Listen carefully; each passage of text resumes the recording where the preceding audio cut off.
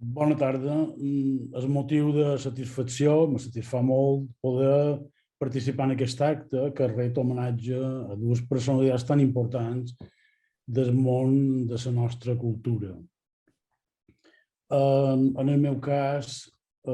més que parlar de les relacions entre Moll i Triadú, parlaré d'alguns elements que permeten contextualitzar aquesta època, especialment els aspectes educatius d'aquesta època i la problemàtica en quant a la recuperació de la importància social de la llengua i la importància educativa de la llengua, que ens ajuden a entendre aquestes relacions en general entre Catalunya i Mallorca i Balears i aquest xarxat en què moltes vegades Moll està en el nucli d'aquestes relacions. Realment, com a resum, d'entrada ja he de dir que Moll és el gran animador cultural d'aquests anys de la postguerra i que és la persona que engega, posa en marxa un caramull d'activitats que permeten anar insistint en una qüestió o inclús iniciant un element fonamental, ja se n'ha parlat, que és la formació dels professorats, la formació dels mestres, que és un element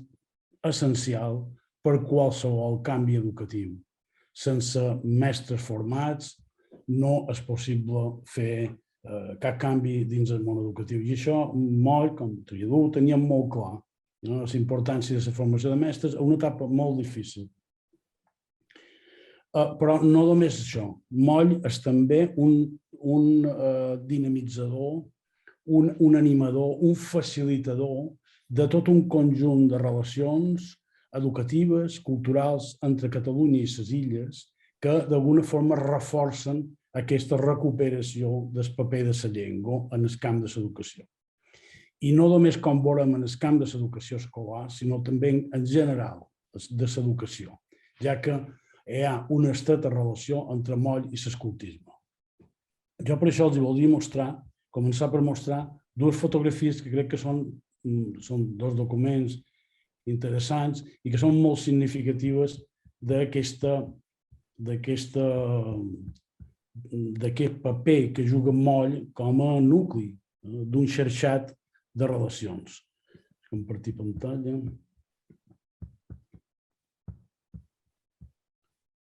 Me diu que no està habilitada la funció de compartir. Si m'apareu...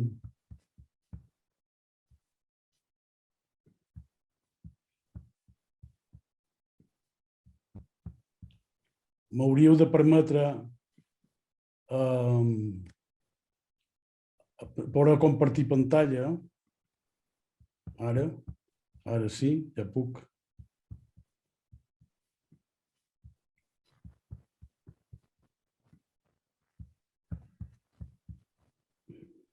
Aquesta primera imatge apareix, és un camp Sant Jordi d'entorn als anys 60, a principis dels 60, on apareix Naladi Oms. Naladi Oms és la persona que recupera l'escoltisme a Mallorca. Na Carme n'ha parlat abans, és el fill de Naladi Oms, d'aquell pedagog, importantíssim pedagog de l'etapa de la República i l'etapa anterior a la República a Catalunya, del treball pedagògic de la mancomunitat, que recupera les escoles d'estiu, que s'inspira en Catalunya, i aquí trobam el seu fill, que s'ha de traslladar per motius professionals a Mallorca com a introductor de l'escoltisme. De vora ell tenim Naina Moll, i de vora, revestit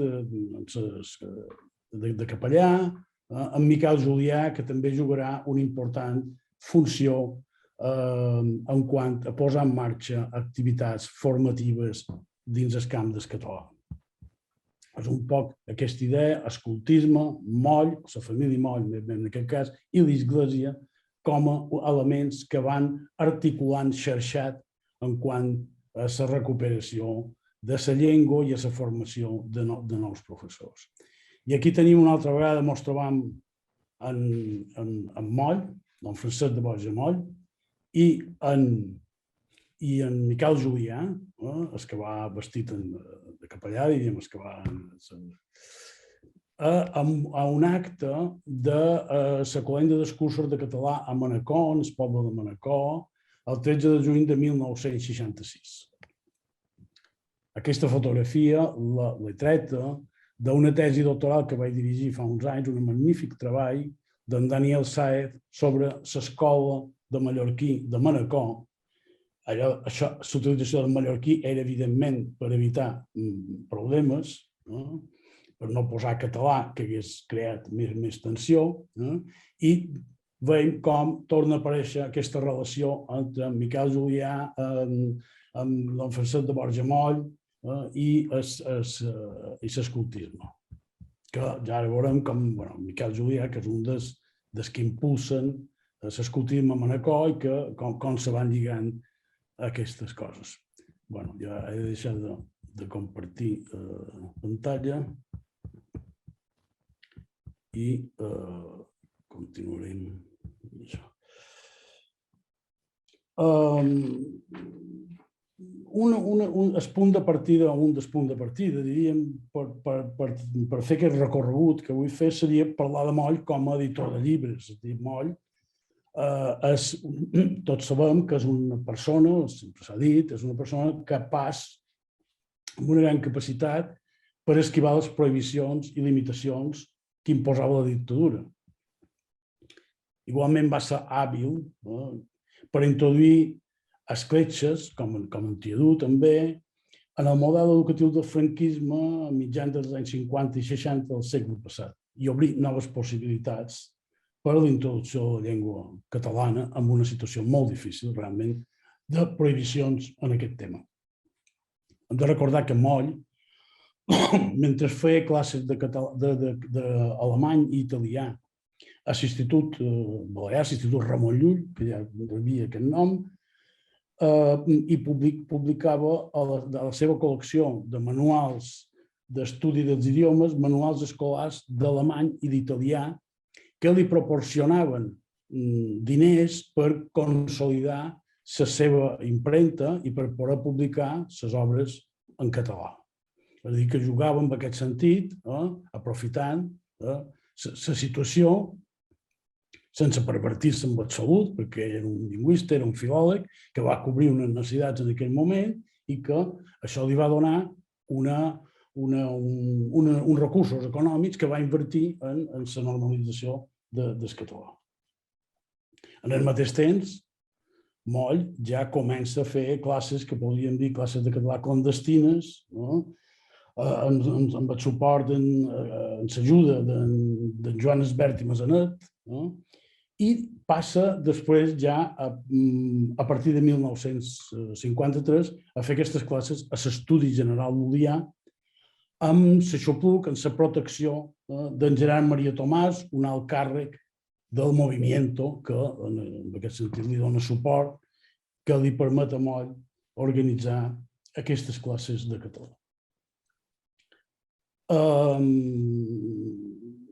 El 1962, bastant en sintonia amb Òmnium Cultural, se crea l'Obra Cultural Balear, que serà la plataforma que acollirà totes aquestes iniciatives de formació de professorat que poden començar a introduir-se dins centres docents, en principi de forma no oficial, però que ja comença, diríem, a entrar la llengua catalana dins els centres educatius i que, a més, s'està formant tot una, com passava a Catalunya, tot un conjunt de professorat que pogués tenir prou formació per desenvolupar aquesta tasca tant dins les escoles com en quant a l'educació d'adults. I aquí ens trobam, i faig un poc de parèntesi, però per anar lligant temes, un fet important. El 1956 arriben a Mallorca, per motius professionals, n'Eladi Ons i na Maria Ferret, un matrimoni que, com he dit, ell és fill d'en Eladi Ons Oller, del pedagog, És un home que ha tingut relacions amb els fills d'en Alexandre Galí, amb en Ramon Galí, formava part del seu mateix grup escolta, i que aquí veiem com aquests contactes familiars que són els que donaran continuïtat a determinats plantejaments innovadors en el camp de l'ensenyament, de renovació educativa, on la família i aquestes associacions com l'escoltisme juguen un paper molt important. Immediatament, l'Adi Oms ja el coneix anteriorment a Francesc de Boix-Amoll, i és Francesc de Boix-Amoll el possibilitador que ajuda a crear aquestes primeres unitats escoltes que els hem de dir, s'ha de considerar l'escoltisme com a gran moviment de renovació educativa. A Catalunya puntuen no tant, perquè hi ha altres iniciatives, però sí, a Mallorca, en quant que suposen una alternativa radical a l'escola franquista i una claríssima força catalanitzadora en quant al tema de la llengua i de la cultura. A la vegada són, des del punt de vista educatiu, una manifestació d'una metodologia realment que no té res a veure amb l'escola tradicional, passiva, memorística del franquisme i que implica la descoberta de l'entorn, la descoberta del país, l'activitat, el treball en grups, tota una sèrie d'elements que són realment innovadors. I això molt ho intueix la seva importància i li dona suport, com donaria suport a qualsevol iniciativa que suposés aquesta dinamització cultural i escolar de la llengua catalana. La relació dels molls amb l'escoltisme és potent, fins i tot el 1958 Neina Moll assumeix la direcció dels Llobatons i en aquest sentit l'escoltisme serà, com a Catalunya, la plataforma que aportarà tot un gruix de militants, moltes vegades antifranquistes, catalanistes, amb una